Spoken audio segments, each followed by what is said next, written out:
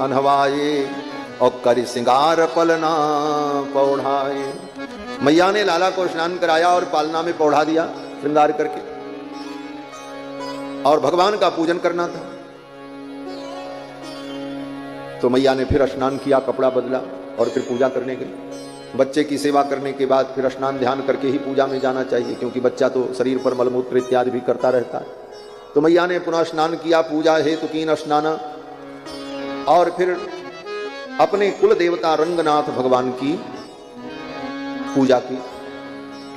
वही रंगनाथ भगवान जो यहाँ त्रिचिरापल्ली में कावेरी नदी के मध्य में विराजमान है, ये रंगनाथ भगवान अयोध्या के कुल देवता। माँ कौशल्या ने पूजन किया रंगनाथ भगवान का, और पूजन करने के बाद भोग लगाया, 56 भोग अर्पित किया। भगवान को भोग लगाओ तो भाव से लगाओ। घर में लोग पूजा करते हैं तो भोग क्या लगाते, बोले इतनी बड़ी चांदी की कटोरी में 4 मिश्री और 4 काजू रख दिया और 4 किशमिश, बोले भगवान भोग लगा दिया। बोले अपने तो थाली भर खाए और भगवान को इतना खिलाए। अरे भाव से भोग लगाओ कि भगवान खाते हैं बढ़िया थाली में सजाकर, कटोरियों में अनेक पदार्थ, सब्जी, भोजन, चावल, दाल, जो पवित्रता से अपने घर में बने उन सारी वस्तुओं भोग लगाने का कोई ये थोड़ी नियम है कि केवल काजू किशमिश ही भोग लगता है भगवान। आप जो खाते हो सब भगवान को भोग लगाओ, लेकिन शर्त यह है कि आप वही खाओ जो भगवान को भोग लगाने के योग्य हो, मनमाना नहीं। जो भगवान को भोग लगाने के योग्य हो वही हम खाएंगे, ये नियम होना चाहिए। इसीलिए वैष्णव का नियम होता है, हम होटल का नहीं खाएंगे, हम अपवित्र वस्तु नहीं खाएंगे, अपवित्र व्यक्ति का बनाया नहीं खाएंगे। क्यों? बोले हम वही खाएंगे जो भगवान को भोग लगेगा, और जो भगवान को भोग लगेगा वो पवित्र होना चाहिए, शास्त्र सम्मत होना चाहिए। इसलिए भगवान को भोग लगा करके पाने से व्यक्ति माया को जीत लेता है। श्रीमद् भागवत वेद व्यास जी कहते हैं, उच्छिष्ट भोजिनो दासाह तब मायाम जये मही। जो भगवान को भोग लगा करके प्रसाद पाता है वो माया को जीत लेता है। ये उद्धव जी कह रहे हैं। भगवान की माया को जीतने का सरल तरीका यह है कि अगर तुमसे भजन नहीं होता, कुछ नहीं होता, तो नियम बना लो हम वही खाएंगे जो भगवान को भोग लगेगा, और बिना तुलसी डाले, बिना भगवान को भोग लगाए मत खाओ। फिर देखो माया को जीत लोगे। तुम ही निवेदित भोजन करही प्रभु प्रसाद पटभूषण धरे। इसलिए वैष्णव भगवान को पहले भोग लगाता है तब पाता है। एक बड़ी सुंदर कथा है पद्म पुराण में, चक्रिक भील की कथा है। चक्रिक नाम का एक भील था, पढ़ा लिखा नहीं था, जंगल में ही रहता था, और पशु पक्षियों की हिंसा करता था, वही उसका आहार था। लूटपाट भी कर लेता था कभी कभार, यही सब उसका काम था। जंगल में रहने वाले वन के लोग, जंगली लोग। एक दिन कहीं वो इसी प्रकार जा रहा था तो एक कोई महात्मा प्रवचन कर रहे थे। प्रवचन में उसने सुना कि पाप का परिणाम भयानक है, पाप पुण्य क्या है ये उसे समझ में आया, और भगवान को प्राप्त करना चाहिए, भगवान की प्राप्ति ही जीवन का परम लक्ष्य है। जाकर के उन महात्मा से मिला और बोला, महाराज आप जिनकी महिमा सुना रहे थे वो भगवान कहाँ मिलेंगे, कैसे मिलेंगे? तो महात्मा जी सीधे साधे उन्होंने कहा, देखो एक नियम बना लो, जो कुछ खाओ भगवान को भोग लगा करके खाओ, बिना भोग लगाए मत खाना, तुमको भगवान मिल जाएंगे। नियम बता दिया। अब वो चक्रिक भील कोई भी कंदमूल फल ले आवे, कुछ भी ले आवे, तो पहले अपने भगवान को भोग लगावे तब खाए। ऐसे ही करते करते बहुत दिन बीत गया। एक दिन उसका स्वास्थ्य बिगड़ गया, 3 दिन तक बिस्तर पर पड़ा रहा। तीसरे दिन जब स्वास्थ्य थोड़ा अनुकूल हुआ तो वो उठा और उसने सोचा मैं अपने भगवान को क्या भोग लगाऊं, 3 दिन हो गया भगवान को भोग नहीं लगाया। ढूंढने के लिए गया तो वर्षा का समय था, वर्षा ऋतु थी, कहीं कोई फल मिला नहीं। एक जामुन का फल मिला, इतना बड़ा बस।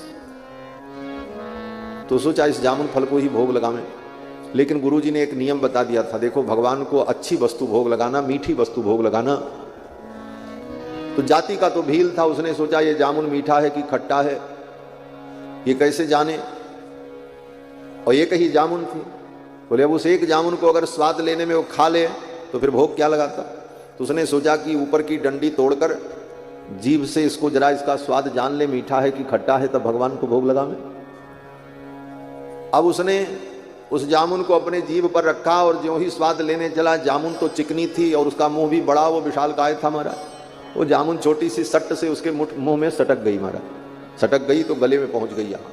अब वो घबरा गया, भगवान को बिना भोग लगाए कोई वस्तु गले के नीचे चली गई तब तो हमारा नियम टूट जाएगा।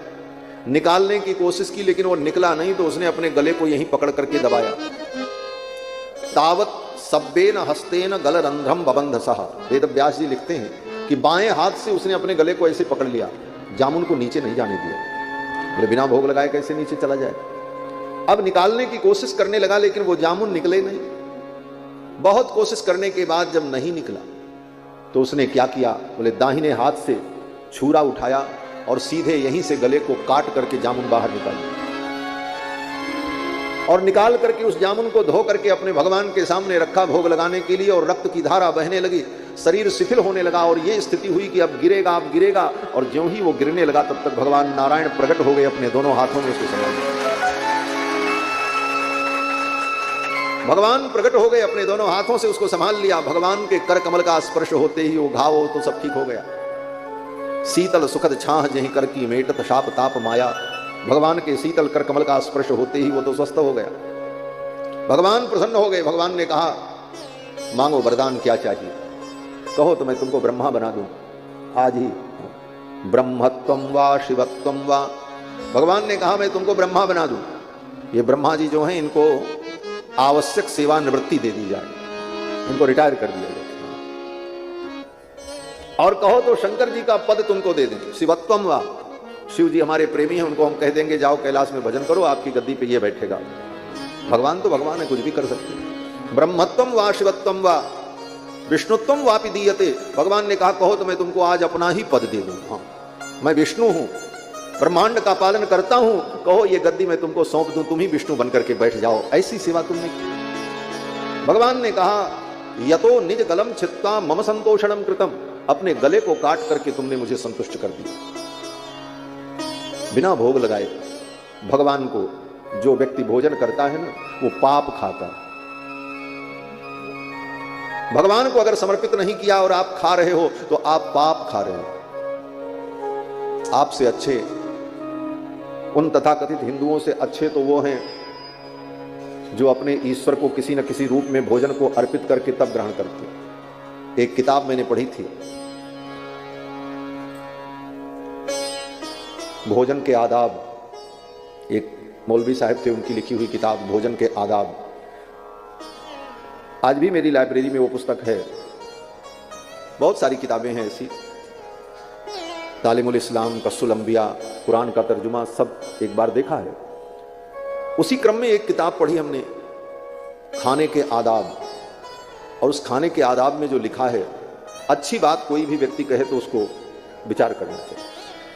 उस पुस्तक में जिसने लिखा है उसने कहा है कि तुमको जो कुछ मिले भोजन खाने के लिए, ईश्वर ने तुमको दिया है, ईश्वर की कृपा से तुम्हें मिल रहा है, तो भोजन तुम्हारे सामने आ जाए तो एक बार उस ईश्वर का स्मरण करके उसे समर्पित कर दो और भावना करो कि तूने दिया है, तेरा तुझको अर्पण। और ऐसा भाव करने के बाद तब उस भोजन को खाओ। इसी का मतलब भोग लगाना है, यही तो भोग लगाना है। और क्या, भगवान तुम्हारा दाल रोटी भात थोड़ी खाते, दाल रोटी चावल भगवान नहीं खाते, तुम्हारा भाव खाते हैं। हाँ, लेकिन तुम भगवान को भाव नहीं खिलाते, तुम स्वयं भाव खाने लगते हो। हाँ, भाव मत खाओ, ठाकुर को भाव से खिलाओ, भगवान को भाव से भोग लगाओ। भाव का भूखा हूं मैं, भाव ही बस सार है, भाव से मुझको भजे जो भव से बेड़ा पार।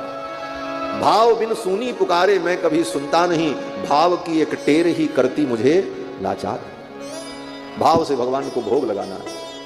तुलसी डालो और भाव यही हो, ये नहीं कि जैसे तैसे बनाया और ले जाकर के रख दिया भगवान को। बनाते समय भी भाव हो भगवान को भोग लगाना, परोसते समय भी भाव हो भगवान को भोग लगाना, लेकर के भगवान के सामने जब जाएं तब भी भाव हो भगवान के लिए ले जाए। और उसी भाव से भगवान के सामने रख करके तुलसी दल डाल करके भोग अर्पण करना, फिर उसे प्राण पाना, यही भक्ति है। और भगवान को अर्पण करके अगर नहीं खाया तो आप पाप खा रहे हो। भगवान कहते हैं भुंजते ते त्वघम पापा ये पचन्त्यात्म कारणात्। गीता में भगवान कृष्ण कहते हैं ये पचन्त्यात्म कारणात्, गीता केवल पॉकेट में रख के घूमने से कल्याण नहीं होगा, उसको पॉकेट में मत रखो, यहां रखो, थोड़ा इधर, पॉकेट तो यहां होती है, साइड में नहीं, बीच में, हृदय में। और गीता में भगवान कहते हैं भुंजते ते त्वघम पापाह, वे पापी प्राणी पाप को खाते हैं। कौन से प्राणी? बोले ये पचन्ति आत्म कारणात्, अपने लिए रसोई बनाते हैं। स्पष्ट भगवान ने गीता में कहा, जो अपने लिए रसोई बनाता है ये पचन्ति, पचन्ति माने भोजन, भोजनस्य निर्माणम कुर्वन्ति, जो भोजन का निर्माण करते हैं लेकिन अपने लिए अगर करते हैं, उनका भाव है कि हम अपने लिए बना रहे हैं, ये पचन्ति आत्म कारणात्। बोले ते, वे लोग क्या खाते हैं? बोले भुंजते ते त्वघम पापा, वे पापी प्राणी पाप खाते हैं। ये गीता में भगवान ने स्पष्ट कहा। इसलिए नियम बनाओ, हम वही खाएंगे जो भगवान को भोग लगने के योग्य होगा, और बिना भोग लगाए हम भोजन नहीं करेंगे। और भोग लगा करके भगवान को अर्पण करके खाया तो आप संसार से तर जाओगे, माया आपका कुछ नहीं बिगाड़ पाएगी। हमारे पूज्य स्वामी जी महाराज एक बड़ा सुंदर भाव कहते थे इस प्रसंग में कि माया जीव को दुख देती है और इससे बचने का उपाय कोई हमें नहीं मिल पा रहा। जाएं तो कहां जाएं, सब कुछ माया का ही है। घर भी माया का, ये घर मकान रुपया पैसा संपत्ति संसार ही माया है। इस माया से निकल करके जाएं कहां, रहना तो माया के बीच में, और माया का दिया हुआ ही खाना है, जो कुछ है सब माया है। तो इस माया से बचेंगे कैसे, विचारणीय है। तो पूज्य स्वामी जी कहते थे कि विचार करो ये माया है कौन? बोले ये माया भगवान की पत्नी है, इसीलिए भगवान का एक नाम है मायापति।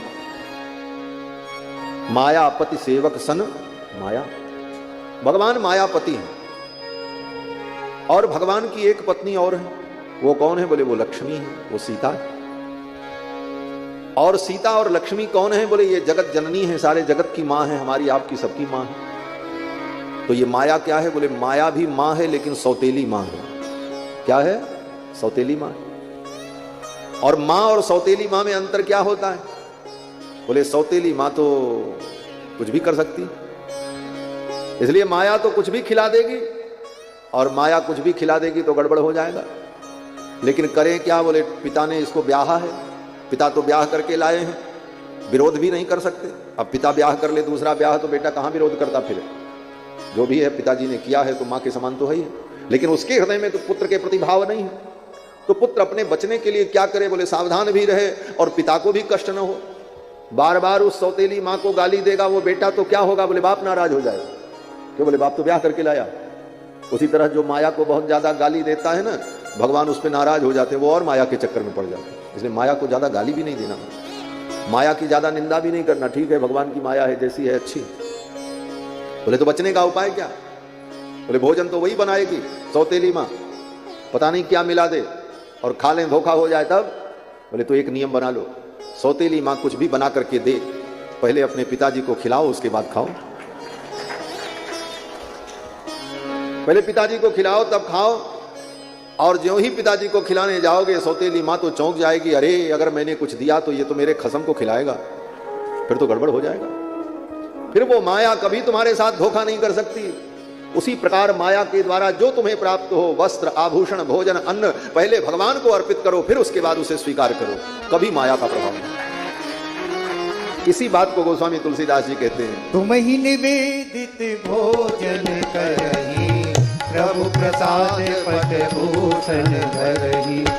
तुम ही निवेदित भोजन करही, प्रभु प्रसाद पट भूषण धरही। प्रभु प्रसाद पट भूषण धरही। प्रभु प्रसाद पट भूषण धरही। प्रसाद केवल भोजन ही नहीं होता, जो कुछ भी अपने उपयोग में तुम लाते हो पहले भगवान को अर्पित हो। नया कपड़ा भी खरीद करके लाए बाजार से, तो लाने के बाद पहले भगवान के सामने रख दो, ठाकुर को चढ़ा दो, ठाकुर जी आपको समर्पण, फिर उसी को प्रसाद समझ करके पहनो। अपने गले के लिए सोने का हार खरीद करके लाए, लेकिन लेकर के आओ, पहले ठाकुर जी को पहनाओ, उनका श्रृंगार करके आरती उतार लो, ठाकुर पहन ले। बोले फिर वो प्रसाद हो गया, उसे तुम धारण करोगे, माया तुम्हें कुछ नहीं करेगी। अपने लिए भोजन बनाओगे, पाना तो तुम्ही को, लेकिन भावना करनी है कि भगवान के लिए बना रहे हैं, और भगवान को भोग लगा दो। अपने हित को करो रसोई ताही भोग धरो, और महाप्रसाद होए घटे न कनिका अपनो पेट भरो। यह समर्पण का भाव, इसी का नाम भक्ति।